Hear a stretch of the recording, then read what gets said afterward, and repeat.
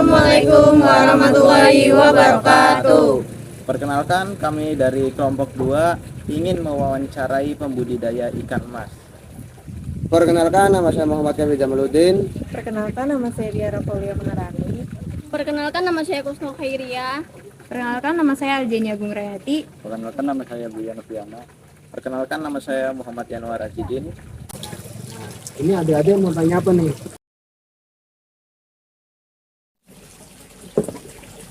Persiapan kolamnya bagaimana? Nah, yang tadi ditanyakan masalah persiapan berapa panjang lebarnya berapa kali berapa. Jadi begini, untuk masalah persiapan kolam itu tergantung dari budget kita ya. Misalkan kita punya lahan, kita punya budget. Kita lahan itu mungkin terbatas. Kalau lahan terbatas biasanya di antara para petani pembudidaya itu menyesuaikan lahan dan mengoptimalkan lahan dengan cara budidaya bioflok. Bioflok itu yang sistem sekarang itu banyak sekali yang mereka pakai sistem bioflok karena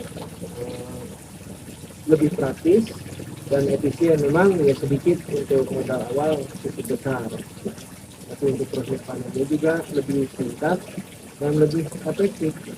Beda dengan sistem kolam tanah.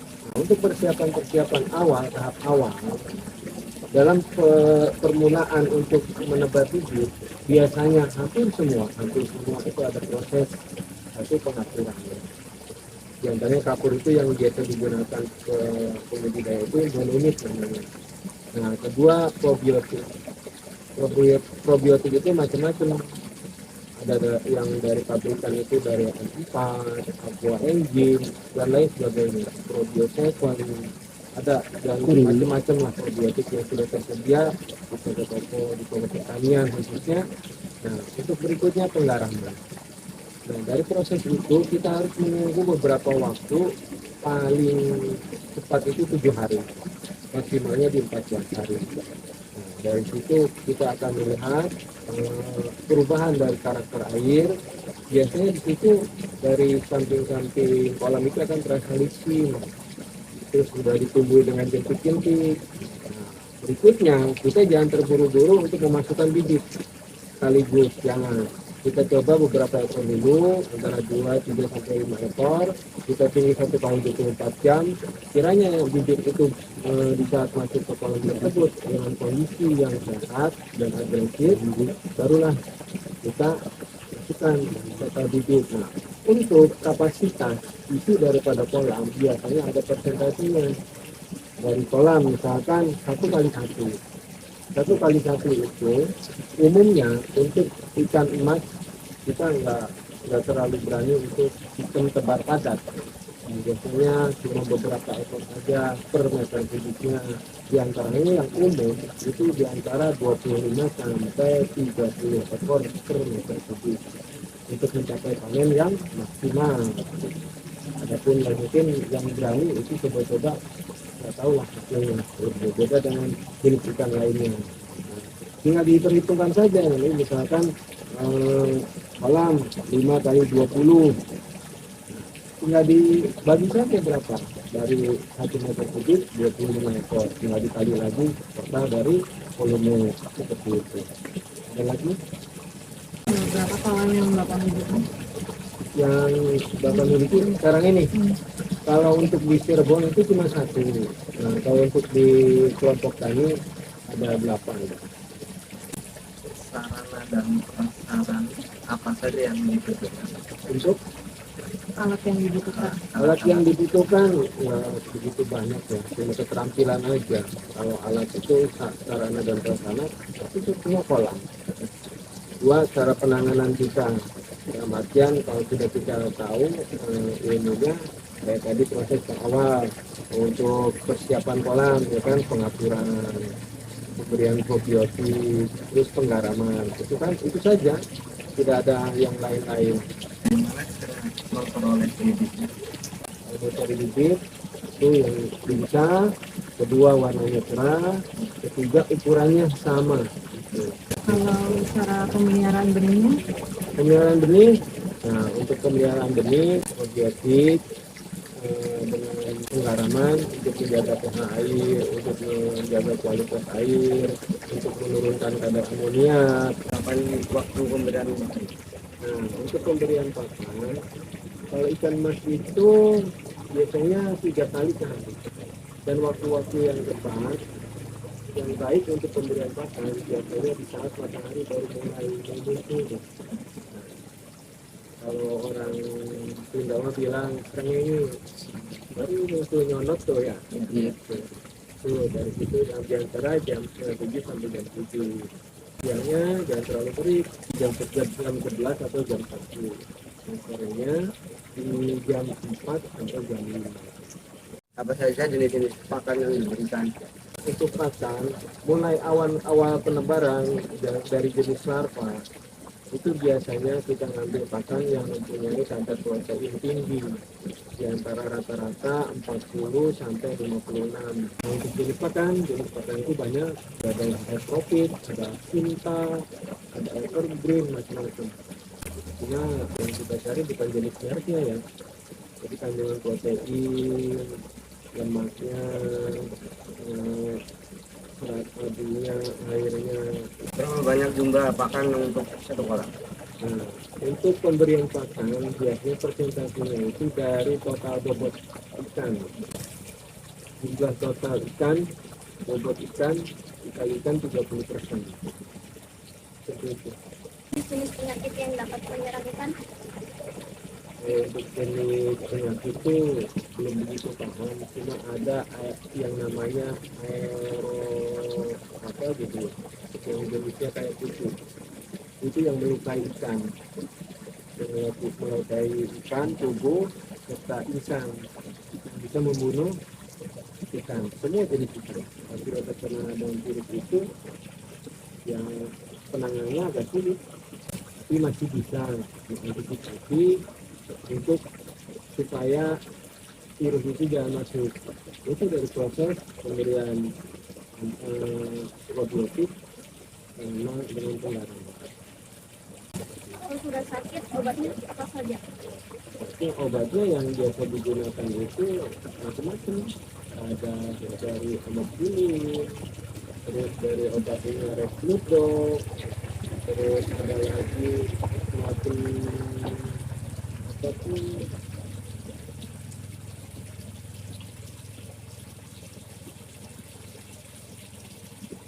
Sebenarnya banyak macam-macam, tapi intinya di situ ada kandungan amoxicillin. Amoxicillin itu kan antibiotik lah. Rata-rata pakainya antibiotik semua, rata-rata sama penggaraman. Dengan beberapa proses tahapan pengobatan dengan cara perendaman. Kalau ada yang terluka kita ambil, kita cucikan, ya bersih, kita kasih garam sedikit, kasih obat sedikit, kita rendam beberapa jam. Nanti kita karantina dulu, jangan disatukan, kita bikin kolam karantina. Dan dari situ kalau sudah terlihat di situ sudah mulai membaik dan pola makannya sudah bagus, baru kita masukkan kembali, disatukan dengan yang lainnya. Selanjutnya, bagaimana cara perkembangbiakan supaya berjumlah banyak dan bagaimana prosesnya? Kalau perkembangbiakan ini kan berarti di perkembangbiakan berarti di proses pembederannya. Itu hasil yang lebih banyak tergantung dari jenisnya juga. Jadi dari kadar hormon yang ada di dalam tubuh kita terima. Di antara umumnya rata-rata itu per indukan bisa mencapai 5.000 sampai 7.000 per ekor per minggu. Dari per indukan untuk jenis ikan mas. Tapi ada pula yang lebih rendah, ada sampai beberapa ratus saja, tergantung dari jenis ikan masnya. Ikan mas pun bermacam-macam. Jenisnya ada ikan mas kecil, ikan mas kancra, macam-macam. Di daerah tadi jenis ikan mas yang agak pendek itu yang dari jenis kecil, dia nggak terlalu banyak, bahkan anakannya nggak begitu banyak, tapi proses pertumbuhannya cukup cepat juga. Kapan waktu panen? Nah, untuk waktu panen kita disesuaikan dengan tahap awal ukuran. Dari ukuran pertama kita masuk tebar. Kalau di 2 sampai 5 cm biasanya kita mencapai itu 4-5 bulan. 5 bulan dan di rata-rata bobot ikan mencapai 250 sampai 350 gram per ekor. Itu baru kita bisa panen. Ini sesuai ukuran ikan masnya Iya. kalau udah dipanen. Betul. Lalu bagaimana cara memanennya? Untuk pemanennya ada yang pakai jaring, ada yang dibedahi. Jadi langsung diambil. Iya. Oh. Selanjutnya cara penjualan atau distribusinya, apakah ada yang mengirim atau ada yang mengambil langsung? Tergantung kita. Kalau kapasitasnya besar biasanya ada yang ambil. Ada distributor tertentu yang menginginkan porsi banyak. Gitu. Kalau untuk panen sedikit sih untuk wilayah lokal saja kita sudah banyak yang nampung. Gitu. Nggak begitu sulit lah untuk menjual. Kalau misalkan sekarang itu lagi musimnya musim apa? Panen atau Ini langsung waktu, panen? ini waktu sebetulnya waktunya penanaman baru, Oh langsung. penebaran bibit sekarang itu. Maka dengan kondisi cuaca yang tidak mendukung, karena ikan itu rentan sekali di saat waktu perubahan cuaca, awal perubahan cuaca, di musim hujan awal, di musim panas itu. Nah di situ banyak sekali bakteri-bakteri yang satu. Jadi sekarang kami dari kelompok 2 dari SMA 6 bisa membantu untuk mendidikan atau tidak? Tidak usah, karena kan kondisinya sekarang sebetulnya kemarin malam itu harusnya bibit itu datang. Nah karena masih ada kondisi itu hujan terus menerus di saat memaksakan.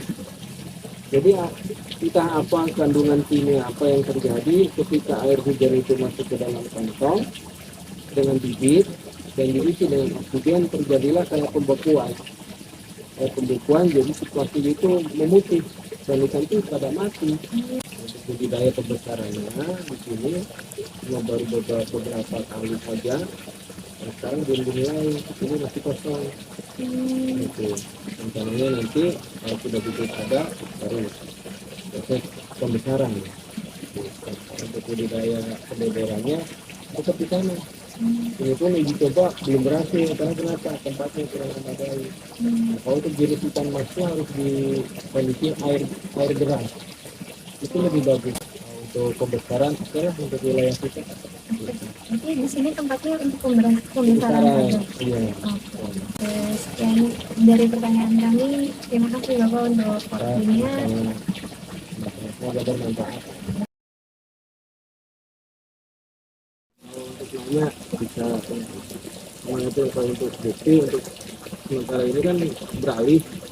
Karena kenapa? Ada kendala saat itu harga pasar itu anjlok.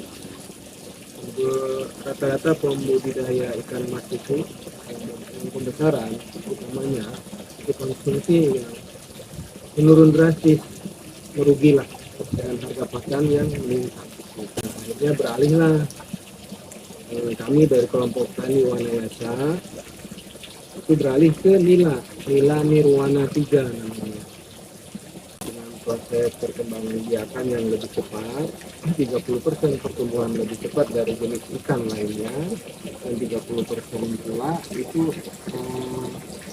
FCR-nya itu lebih rendah dari jenis ikan lainnya. Nah, sementara di saat itu kan kalau namanya budidaya ikan mas itu perlu pemeliharaan yang ekstra, dalam arti dengan komposisi kandungan pakan pun kita nggak bisa di bawah rata-rata 30%. Karena untuk mencapai target panen itu minimal 4 bulan dan maksimalnya itu 7 bulan, tergantung dari jenis pakannya. Dan rata-rata petani itu mengambil alternatif supaya ikan itu lebih cepat tumbuh kembangnya untuk mencapai target pasar. Mereka mencari nilai protein dari jenis pakan yang tinggi dan harga pun otomatis cukup tinggi. Nah, akhirnya dengan adanya harga yang anjlok saat itu banyak yang merugi. Musim penghujan begini baru datang gitu, itu kan masih sangat rentan sekali. dengan namanya virus khusus dari ikan emas itu kalau sudah mati satu mati semua. Untuk jenis lainnya ya alhamdulillah ada solusi untuk perkembangan di wilayah Nirwana 3 ini alhamdulillah itu lebih bagus dan sekarang harganya hampir menyamai dengan harga ikan emas.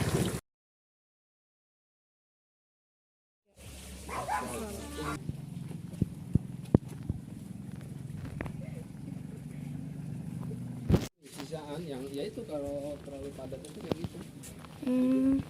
Jadi ada yang kecil, ada yang besar, tapi nggak banyak.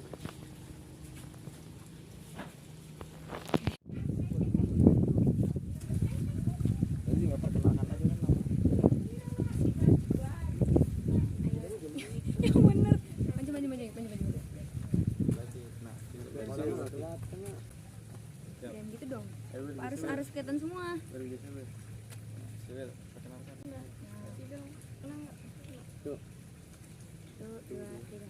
Assalamualaikum warahmatullahi wabarakatuh.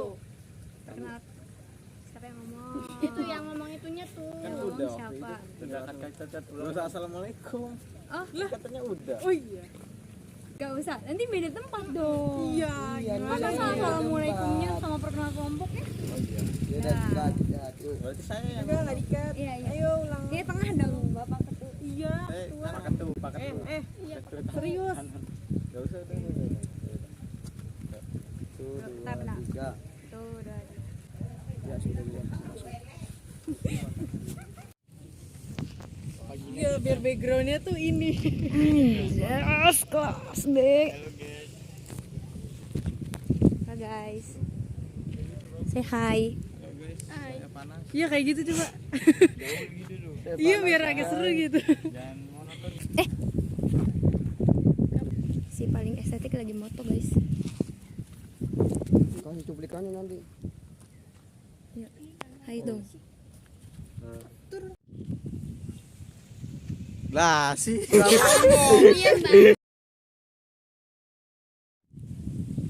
Sekian dari kami. Wassalamualaikum Waalaikumsalam warahmatullahi wabarakatuh.